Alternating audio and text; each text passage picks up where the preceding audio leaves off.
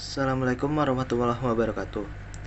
Perkenalkan, kami dari kelompok 1 yang beranggotakan Erlangga Dihananto 190122, Zulkarnain Fahmi Haris 190107,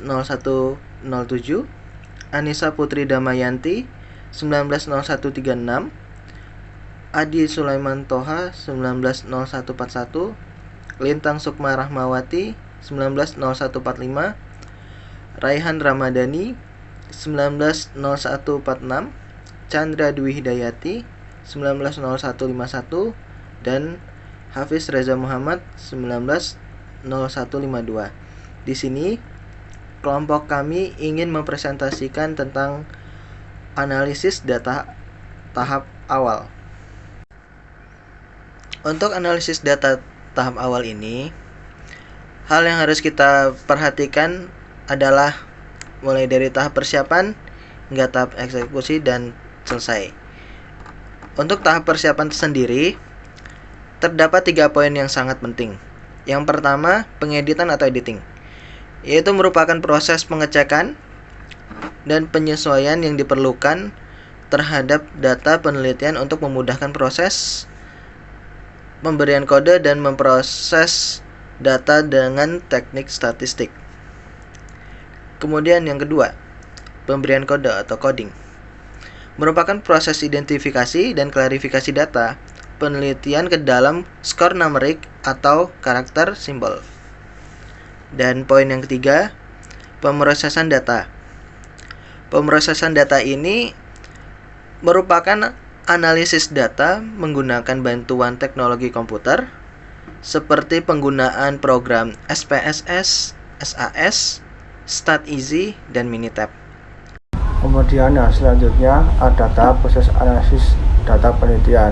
Yang pertama ada tahap persiapan, kemudian yang kedua ada analisis deskriptif, yaitu dengan menggunakan ukuran frekuensi, tendensi sentral, dan dispersi. Kemudian yang ketiga ada uji kualitas, dan yang terakhir ada pengujian hipotesis.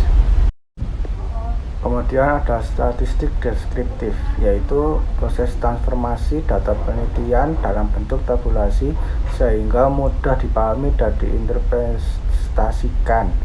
Tabulasi menyajikan ringkasan peraturan atau penyusunan data dalam bentuk tabel numerik dan grafik. Selanjutnya ada frekuensi. Frekuensi itu merupakan salah satu ukuran dalam statistik deskriptif yang menunjukkan nilai distribusi data penilaian yang memiliki kesamaan pada kategorinya. Frekuensi suatu distribusi data penilaian dinyatakan dalam ukuran absolut berlambang F atau proporsi dengan persen. Penyajian statistik deskriptif yang menggunakan ukuran frekuensi dapat menggunakan tabel numerik atau dengan grafik. Slide 7. Tendensi sentral, yaitu ukuran dalam statistik deskriptif yang menunjukkan nilai sentral dari distribusi data penilaian. Tendensi sentral dapat dinyatakan dengan 3 macam, yaitu yang pertama, rata-rata. Yang kedua, median. Yang ketiga, modus. Slide ke-8. Dispersi, yaitu dispersi mengukur variasi data yang diteliti dari angka rata-ratanya. Perbedaan antara nilai data yang diteliti dengan nilai rata-ratanya disebut dengan deviasi yang dihitung dengan rumus D1 sama dengan X1 min X. Uji kualitas data, yaitu kesimpulan penelitian yang berupa jawaban atau pemecahan masalah penelitian, dibuat berdasarkan hasil proses pengujian data yang meliputi 1. Pemilihan, yang kedua pengumpulan, dan yang ketiga analisis data.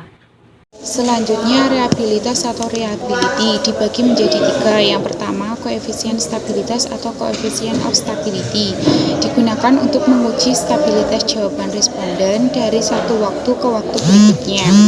Dikenal juga dengan tes reliability guna mengetahui reliabilitas data berdasarkan stabilitas atau konsistensi jawaban responden. Metode statistikanya berupa Bayesian correlation. Yang kedua, coefficient equivalence atau coefficient of equivalence atau pendekatan alternate form reliability lebih menekankan pada perbedaan bentuk instrumen, sedangkan subjek penelitian, konstruk, dan saat pengukurannya sama. Reliabilitas konsistensi internal atau internal consistency reliability, yaitu pengujian terhadap konsistensi internal yang dimiliki oleh suatu instrumen merupakan alternatif lain yang dapat dilakukan oleh peneliti untuk menguji reliabilitas. Kemudian ada konsep reliabilitas. Menurut pendekatan ini adalah konsistensi antara butir-butir pertanyaan dalam suatu instrumen, yaitu ada 3 macam teknik mengukur konsistensi internal. Yang pertama ada split half reliability coefficient, yang kedua ada Uder-Richardson, yang ketiga ada Cronbach alpha. Yang selanjutnya adalah validitas atau validity. Esensi dari validitas adalah akurasi. Instrumen pengukuran dikatakan valid apabila instrumen mengukur apa yang seharusnya diukur atau mengukur konstruk sesuai yang diharapkan peneliti. Ada 3 pendekatan yang dapat digunakan untuk mengukur validitas. Yang pertama ada content validity, yaitu salah satu konsep pengukuran validitas di mana suatu instrumen dinilai memiliki content validity jika mengandung butir-butir pertanyaan yang memadai dan representatif untuk mengukur konstruk sesuai dengan yang diinginkan peneliti. Yang kedua ada criterion relate validity, yaitu adalah konsep pengukuran validitas yang menguji tingkat akurasi dari instrumen yang baru dikembangkan. Yang terakhir ada construct validity, yaitu merupakan konsep pengukuran validitas dengan cara menguji apakah suatu instrumen mengukur konstruk sesuai dengan yang diharapkan atau tidak. Sekian yang dapat kami sampaikan, kurang lebihnya mohon maaf. Wassalamualaikum warahmatullahi wabarakatuh.